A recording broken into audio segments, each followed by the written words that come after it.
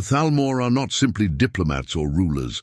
They are self-proclaimed paragons of culture, and nothing demonstrates their delusions of grandeur quite like their eating habits. The food served at the Thalmor embassy is a reflection of their belief that they exist on a higher plane of existence, both physically and intellectually. To them, food isn't sustenance, it's a statement. In their eyes, the common peasant's meal of stew, bread or meat is an insult to their refined tastes. Why settle for hearty meals that serve a purpose when you can chew on something so delicate it would make Nazim venture from the Cloud District to give it a try? But that's not all. The true mark of their elitism shows in their beverage choice. The Thalmor don't drink mead like the rest of us. They partake in wines so rare they could only have been harvested by the hands of the gods themselves. Their wine isn't from Skyrim's humble vineyards, or even Cyrodiil's respectable cellars. No, this wine is so exclusive that it might as well be aged in barrels made from the very bones of extinct creatures. The glass, smaller than a sweet roll, is raised with such delicate precision you'd think they were holding a precious relic, not just a drink. And of course, they hold the glass just so, their pinky extended in a manner so unnatural it's almost offensive. When they aren't eating leaves or sipping their overpriced wine, they're reading. But not just any book. No, the Thalmor read only the finest works of literature from their glorious Somerset Isle. It's not enough for them to be superior. They must be constantly reminded of their superiority by surrounding themselves with the finest works celebrating their perfect, flawless society. No vulgar novels or common stories for them. Only works that elevate them to godhood. Most likely they don't even read. They simply flip the pages to remind themselves of how much better they are than you. And all of this, mind you, is accompanied by an unspoken judgment. As they nibble on their overpriced leaf and sip their wine, you can be sure their eyes are disdainfully scanning your peasant food, probably from across the room. They'll look at your mead and stew as though they were looking at a piece of garbage on the floor. They may not say it aloud, but the contempt in their gaze says it all. To the Thalmor, the act of eating and drinking is just another opportunity to remind you of your place beneath them. Every meal is a performance, and they are the shining stars of the show. Eating was never about survival for the Thalmor. No, it was about sending a message, a declaration of superiority.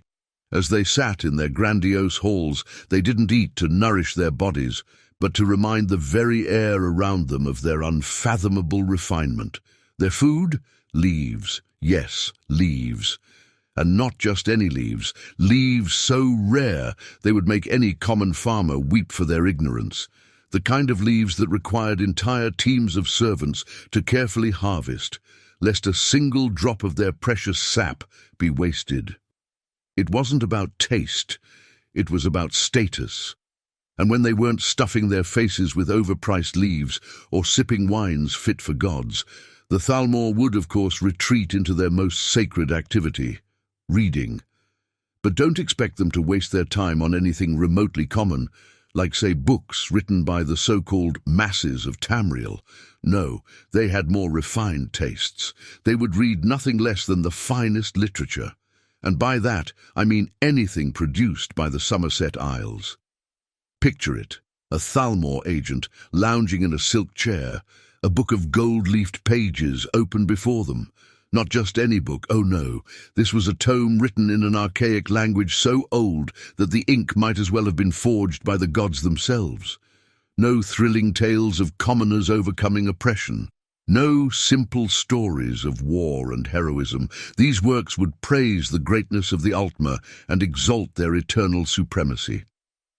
You could forget about any story that didn't revolve around the glory of the Aldmeri Dominion, the stories that focused on the civilizing influence of the Thalmor across the provinces. For them, anything else would be beneath their vast intellect. The plebeian tales of the empire? Irrelevant. The sagas of the Nords or the Dunmer? Laughable. They could never sully their minds with such dreck. And don't be fooled into thinking these lofty, noble elves were actually absorbing this content. No, they'd read with the same attitude they had towards everything else, as if it was beneath them, as if they were simply confirming that no one else could reach their level. They weren't reading, they were flipping pages, scanning for anything that could reinforce their belief that truly they were the only ones worthy of ruling Tamriel. If you watched long enough, you'd probably catch them glancing at you over the top of their book, their look dripping with judgment. What could you possibly know about true culture? You, with your simple, common stories and your barely legible parchment. They would probably hum a condescending little tune to themselves, just to remind you that, no matter how hard you tried, you could never be more than a background character in the grand epic of the Aldmeri. And while the Thalmor are delicately savoring their highly refined meals, leaves drenched in sauces you wouldn't even try on your worst day, they're also using this moment to look down upon you. You, with your vulgar stew and mead, smelly and disgusting, a blight upon their perfectly curated world. The sheer audacity of it all. They push your humble plate away as if your very food has insulted them. Your hearty, rich stew is beneath them. The mead you drink, the very drink of Skyrim's proudest warriors, disgusts them. Why? Because it doesn't come from Somerset. It doesn't glow. It isn't laced with elven refinement. And they want you to know that. As they sip their fine elven wine, their noses wrinkle just a bit at the very scent of your mead, as though it's offended their delicate nostrils. Stew, really? They ask, though they don't care for your response. You're beneath them. They don't need to talk to you to know that your food choices are beneath them. The Thalmor know everything, including what not to eat. They don't need your chunky, filling food. They only eat what's rare, delicate, and deserving of their elevated status. Not that they would ever touch something common like your stew. They're too busy nibbling on bits of leaf plucked from the highest branches of some obscure tree, imported from the most exclusive corners of Tamriel. And if that doesn't show their superiority, nothing will. So let them look down on you. They have that right.